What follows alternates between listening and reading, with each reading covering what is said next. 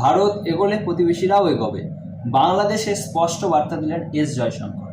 বার্তাটা পরিষ্কার, নয়াদিল্লি কোনো একক দল বা ব্যক্তির সঙ্গে নয়, বরং বাংলাদেশের রাষ্ট্র, জনগণ ও গণতান্ত্রিক প্রক্রিয়ার সঙ্গে সম্পর্ককে অগ্রাধিকার দেয়। এই বার্তার অর্থ আরও পরিষ্কার, ভারতের সঙ্গে সহযোগিতা করলে আঞ্চলিক স্থিতিশীলতা বাড়বে, ভারতের বিরুদ্ধে অবস্থান নিয়ে লাভ নয় বরং সুযোগ হাতছাড়া হবে।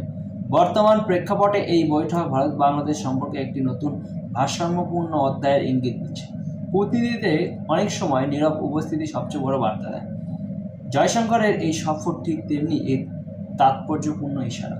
এই বক্তব্যের ভিতরে লুকিয়ে আছে ভারতের বর্তমান পররাষ্ট্রনীতির মূল দর্শন। 2026-এ শেষ হচ্ছে ফারাক্কা জল চুক্তি, নতুন সমীকরণের মুখে ভারত বাংলাদেশ। এই চুক্তির মেয়াদ শেষ হলে পরবর্তীতে বাংলাদেশ সরকারকে নতুন করে আলোচনায় বসতে হবে ভারত সরকারের সঙ্গে। সবচেয়ে গুরুত্বপূর্ণ বিষয়টি হলো, এই নতুন চুক্তি না হলে ভারতের আর আইনগত বাধ্যবাধকতা থাকবে না বাংলাদেশকে জল দেওয়ার। এই চুক্তির কেন্দ্রবিন্দু ফারাক্কা ব্যারেজ, যার মাধ্যমে গঙ্গার জল ভাগাভাগি হয়। এতদিন এটি একটি বাধ্যতামূলক কাঠামোর মধ্যে ছিল, কিন্তু 2026-এর পর এই কাঠামো থাকছে না যদি না নতুন সমঝোতা হয়। এর অর্থ বাংলাদেশের জন্য এটি একটি বড় কূটনৈতিক চ্যালেঞ্জ। নতুন সরকারকে এই বাস্তবতা মেনে কঠিন ও বাস্তবভিত্তিক আলোচনায় যেতে হবে। আর ভারতের দিক থেকে এটি একটি শক্তিশালী দরকার সাকসির অবস্থা, যেখানে জল, সীমান্ত নিরাপত্তা, অনুপ্রবেশ, বাণিজ্য, আঞ্চলিক সহযোগিতা একসঙ্গে টেবিলে আসতে পারে। ফারাক্কা চুক্তি আর শুধু জল নিয়ে নয়, এটি 2026-এ পরবর্তী ভারত বাংলাদেশ সম্পর্কের দিক নির্দেশ ঠিক করে দেবে। সিদ্ধান্ত নেবে কূটনীতি, আর ফল ভোগ করতে হবে গোটা অঞ্চল।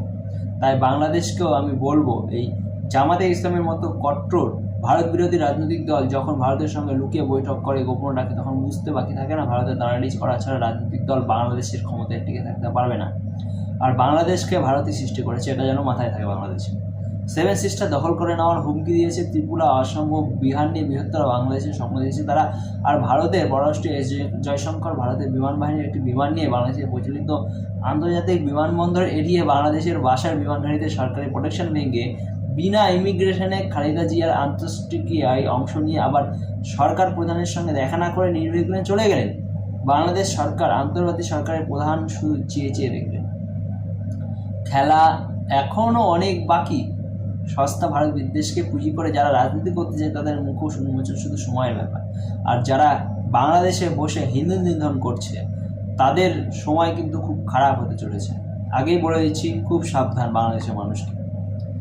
যদি হিন্দু নিধন বন্ধ না হয় তাহলে সময় খুব খারাপ আসতে চলছে আপনার।